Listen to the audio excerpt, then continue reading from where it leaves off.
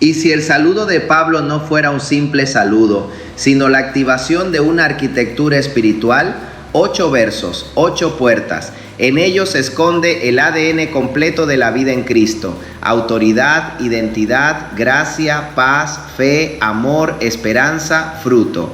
Hoy no vamos a leer Colosenses 1:1-8 como una carta antigua. Hoy vamos a entrar en su estructura como si estuviéramos entrando en un templo. Bienvenidos al inicio de nuestro estudio profundo del libro de Colosenses. Soy Víctor Cáceres, quien hoy tiene el privilegio de compartir este estudio de la carta a los Colosenses. Bienvenidos al despertar bíblico de hoy, donde estaremos dando inicio al estudio expositivo y explicativo de la carta de Pablo a los Colosenses. Este estudio se está corriendo paralelo con el estudio de la carta a los Efesios. Quiero dar comienzo al estudio de esta carta a los Colosenses porque nos va a ayudar a tener una mejor comprensión de lo que estamos desentrañando en Efesios. El mensaje de Pablo a los Colosenses tiene mucha similitud con el mensaje a los Efesios. Probablemente porque fue escrita casi al mismo tiempo, pero tiene un énfasis diferente. Y aunque el énfasis es diferente, en el cual vamos a profundizar, pero también analizaremos las similitudes entre ambos mensajes. Antes de nosotros entrar en el estudio de cualquier carta de Pablo o de cualquiera de los escritores bíblicos, es importante conocer la razón, el propósito que tiene el escritor para escribirla.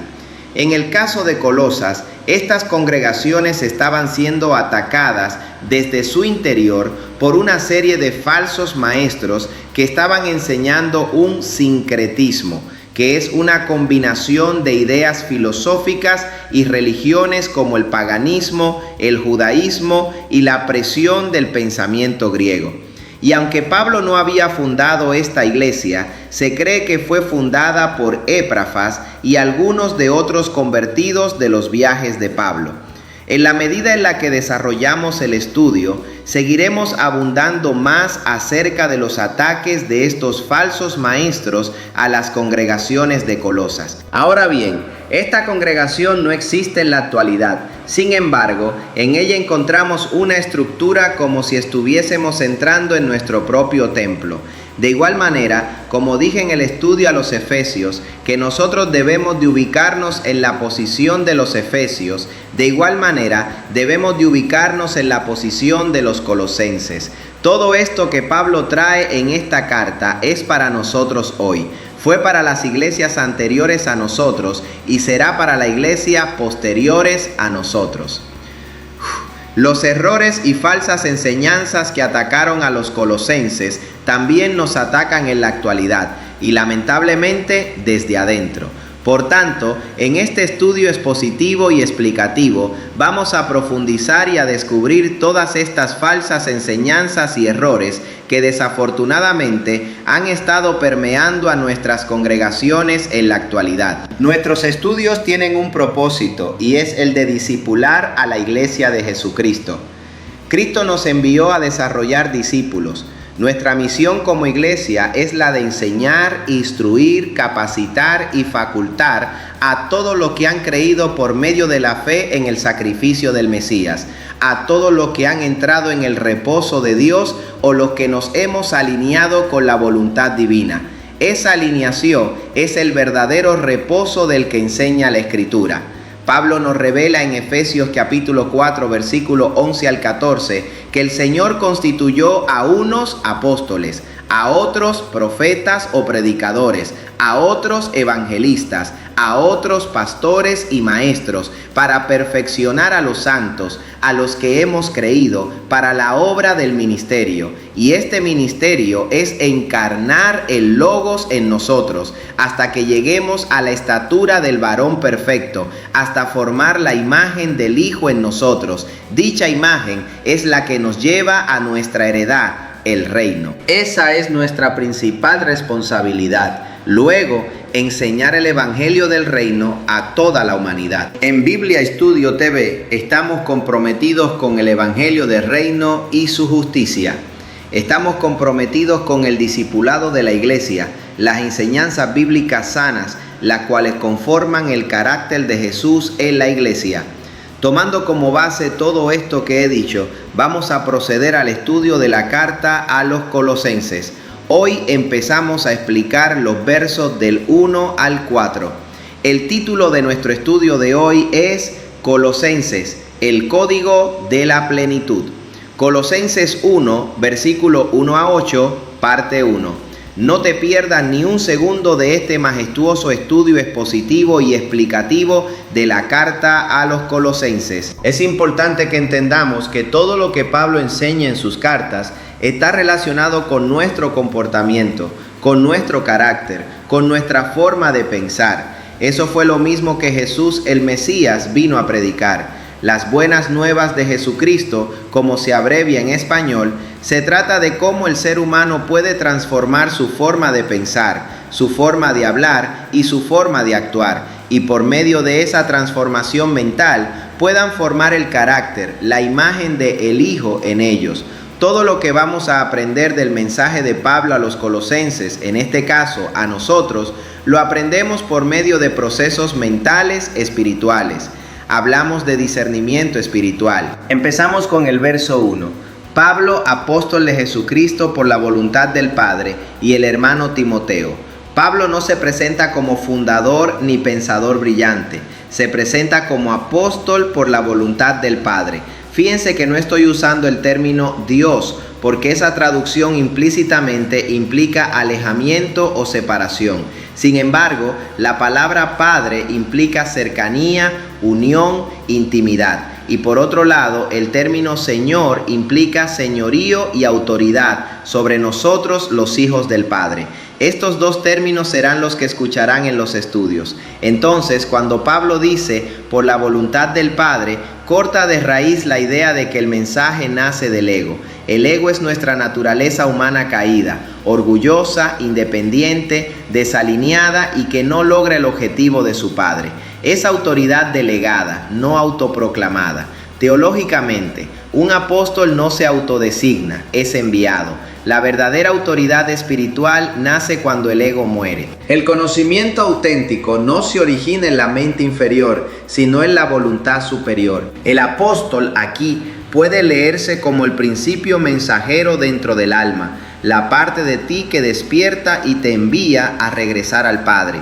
La voluntad del Padre es el impulso superior que rompe el hechizo de la ignorancia, agnoia, falta de conocimiento. Voluntad nos conecta con Keter, la corona, la raíz de toda emanación, conforme hemos estudiado en el nombre secreto Yahweh. Pablo afirma, mi emisión, mi mensaje, no nace de abajo, nefes, ego, sino de arriba, Keter. La voluntad no es solo decisión, es origen. Pablo se ubica como canal, no como fuente. El maestro espiritual auténtico se reconoce porque no vende su mensaje, porta un encargo y debe cumplirlo. Si tu ministerio nace de tu necesidad de validación, se agotará. Si nace de la voluntad del Padre, permanecerá. Como ya todos conocemos, Pablo siempre empieza sus cartas con un afectuoso saludo a la congregación a la que se dirige. Pablo siempre se identifica como apóstol de Jesucristo. Esa credencial de Pablo siempre es mencionada para el conocimiento de la persona que lee sus cartas. El propósito de Pablo es cortar de raíz la idea de que el mensaje nace del ego. Pablo lo que pretende es dejar establecido su ministerio, su apostolado, que viene directo del Señor. Es decir, que no es cualquier creyente que escribe, sino un apóstol de Jesucristo. El apóstol era reconocido en el primer siglo como alguien que había caminado con Jesús y había recibido instrucciones directas de Jesús. Y aunque Pablo no caminó con Jesús, sí tuvo un encuentro personal camino a Damasco que transformó su vida para siempre, además de las revelaciones directas del Padre, donde le mostró cosas que ojos nunca han visto ni han subido a corazón de hombres. Y Pablo dice que ese apostolado es por la voluntad del Yahweh el Padre o la fuente.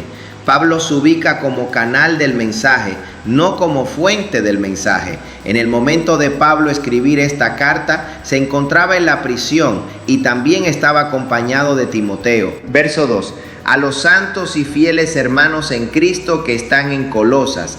Gracia y paz sean a vosotros de Yahweh nuestro Padre y del Señor Jesucristo. Santos y fieles hermanos en Cristo. Aquí hay dos direcciones. Colosas representa tu ubicación terrenal. En Cristo representa tu ubicación espiritual. Vives en una ciudad, pero habitas en una conciencia. En Cristo es el lugar espiritual real, no geografía, sino posición. En Colosas tu escenario externo, en Cristo tu escenario interno. Pablo une ambos mundos. No importa dónde vivamos, vivamos con la conciencia en Cristo. Santo significa alineamiento, un solo sistema de pensamientos, y ese paradigma es para que te relacione con la fuente, para que abra el flujo de la bendición divina hacia usted. Fiel significa ser íntegro, puro en tu paradigma o sistema de pensamientos, no fluctuante, no una mente fragmentada, reconociendo el mal en ella. El mal no existe, es el opuesto del bien. El mal solo existe en una mente fragmentada, no en una mente alineada. Somos fieles a la fuente cuando no adulteramos ese paradigma, nos mantenemos fieles a él, sin fragmentación. Santos y fieles suena a comunidades presionadas por ideas mixtas. Pablo les recuerda, su identidad no está en sistemas de pensamientos fragmentados, sino en Cristo como plenitud, puros, íntegros, alineados con la fuente. En la teología hebrea, la gracia se conoce como Gesed, que significa expansión, don, benevolencia. La gracia se expande para todos aquellos que la reciban voluntariamente. La paz se conoce como Tiferet o Shalom, que significa armonía. Esa armonía también está relacionada con el equilibrio entre el rigor y la misericordia divina.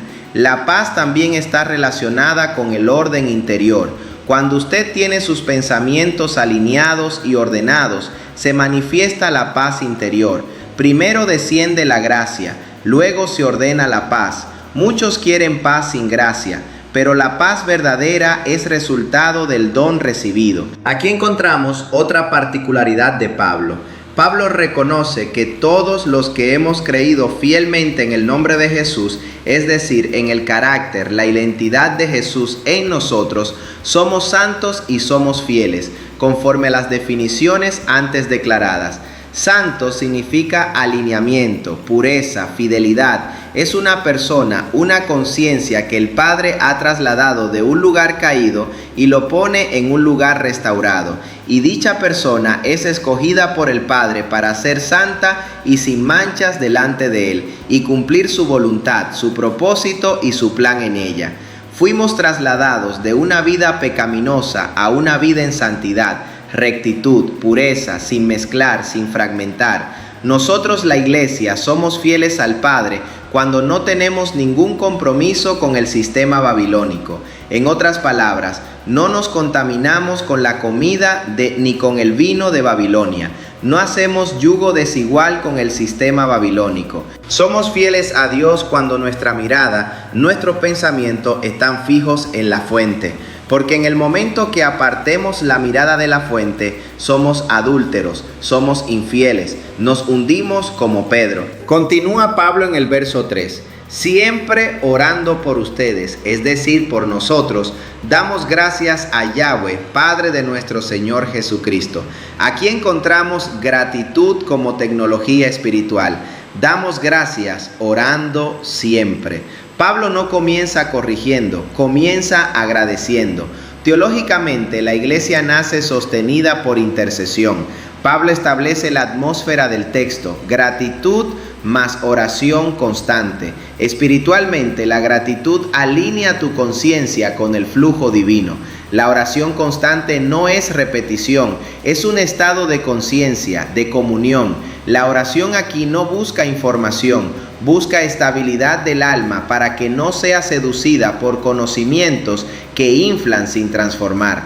Es a esta oración a la que Pablo se refiere, que ora por ellos. No se refiere a una lista de peticiones, se refiere a una oración para que la voluntad divina fluya libremente en ellos. Gratitud y oración activan el circuito arriba-abajo, recibir Shefá y devolver Debekut. Una iglesia que no agradece termina criticando. Verso 4. Habiendo oído de su fe en Cristo Jesús y del amor que tenéis a todos los santos, fe y amor, la evidencia real. Pablo valida dos evidencias objetivas: fe en Cristo y el amor hacia los santos. Nota importante: la fe auténtica produce amor verificable.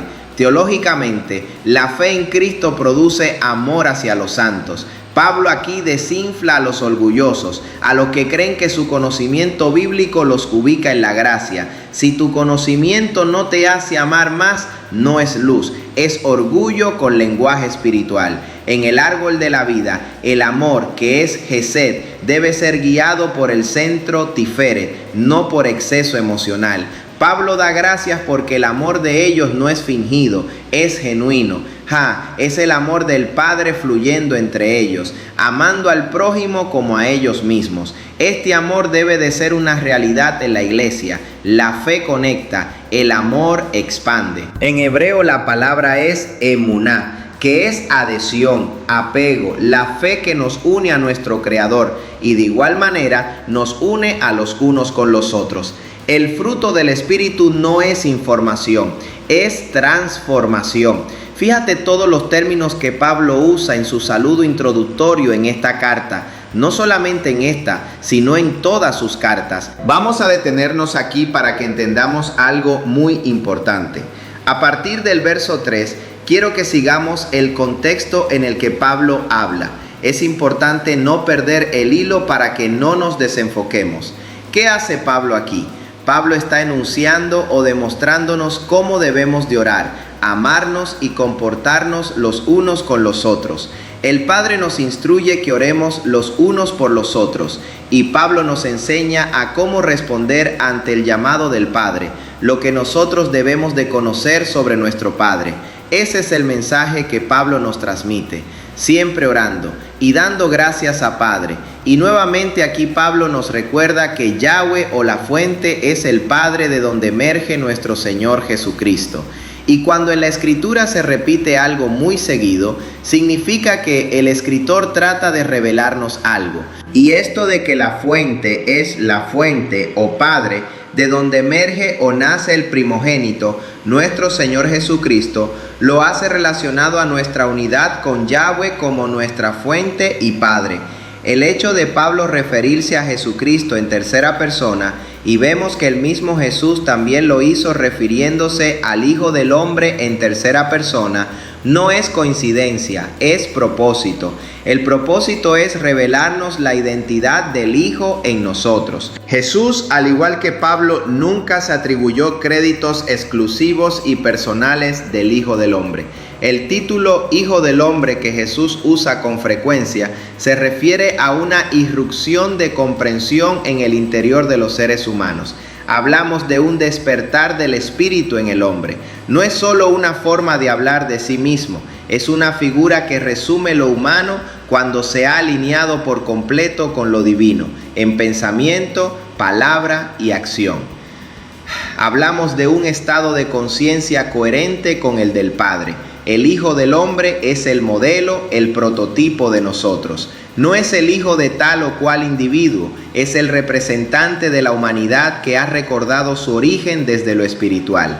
En el contexto hebreo, Pablo dice: Yahweh es la fuente de donde emana la semilla, el principio, el primogénito, las primicias, el diezmo, el cual se ha encarnado en el Mesías prometido. Ese primogénito es Jesús, la mente de Yahweh encarnada en usted y en mí. Ahora bien, ¿qué motiva a Pablo a orar por nosotros? Por la fe en Cristo y el amor hacia los santos. Pablo está enunciando o demostrándonos cómo debemos ser como iglesia. En otras palabras, que el Padre por medio de Pablo nos está enseñando cómo debemos de responder correctamente al llamado que Él nos hace. Y si nosotros amamos al Padre, debemos de poner en práctica todas sus instrucciones. Y ya aprendimos que guardamos sus mandamientos o sus instrucciones cuando nos alineamos con la fuente. El tener fe en Cristo y amar a los santos no es mandamiento, es alineamiento. Y antes de continuar, todas estas cualidades y características de esta congregación están siendo enunciadas para que nosotros entendamos y aprendamos a conocer la voluntad del Padre para nosotros. Pablo dice que lo motiva a orar por nosotros es la fe que hemos demostrado en Cristo Jesús. Y otra cosa más, el amor que demostramos por todos los santos. Esa fe y ese amor es el resultado de nuestra unidad, de nuestra voluntad alineada con la de la fuente. Ese alineamiento abre el flujo de la voluntad divina hacia nosotros. ¿Qué es tener fe en Jesucristo? Dice la Escritura que sin fe es imposible agradar a Dios. Esa fe a la que se refiere la Escritura es emuná. Es confianza plena como resultado de nuestro alineamiento, la palabra, el logos, la ley encarnada en nosotros. Dijimos que sin fe es imposible agradar a Dios. Por tanto, la fe es el ingrediente principal para nuestra relación con la fuente, para cumplir nuestro ministerio. Ese ministerio que Pablo revela en Efesios 4. La iglesia se supone que viva en fe y no por vista. Y la vida en fe ya fue predestinada por el Padre en el Hijo, es decir, en usted. Si nosotros no vivimos en el reino y su justicia, completamente alineados en pensamiento, palabra y acción, todo, absolutamente en todo, no daremos a luz al Hijo en el arrebatamiento. Lo abortaremos, según Apocalipsis 3:16. Ahora bien, la pregunta es la siguiente. Estas características que Pablo menciona aquí, ¿se estarán manifestando en usted y en mí? ¿Se estarán manifestando en la iglesia del Señor? ¿Nuestra fe será una fe que agrada a nuestro Padre? ¿Estaremos amando a todos los santos? Y Pablo no se refiere solamente a los santos de la congregación, porque si eso fuera así, entonces sería muy sencillo. Pablo dice que amamos a todos los santos, sin importar la denominación, porque esas denominaciones surgieron a partir de la Reforma alrededor del 1600. Esas denominaciones no existían en la iglesia primitiva. Todas las iglesias de Asia y todos los alrededores eran iglesias cristianas, todas con un solo espíritu, una sola fe, un solo bautismo y una sola fuente, como Pablo nos revela en Efesios. El Padre nos instruye a que nos amemos los unos a los otros, porque la ley se resume en el amor. Todos formamos el cuerpo de Cristo. Todas las iglesias forman el cuerpo de Cristo. Pentecostal, adventista, bautista, presbiteriana, mormones, testigos, y aunque usted no lo crea, los católicos también. ¿Quiere decir eso que todas viven en santidad y pureza? No.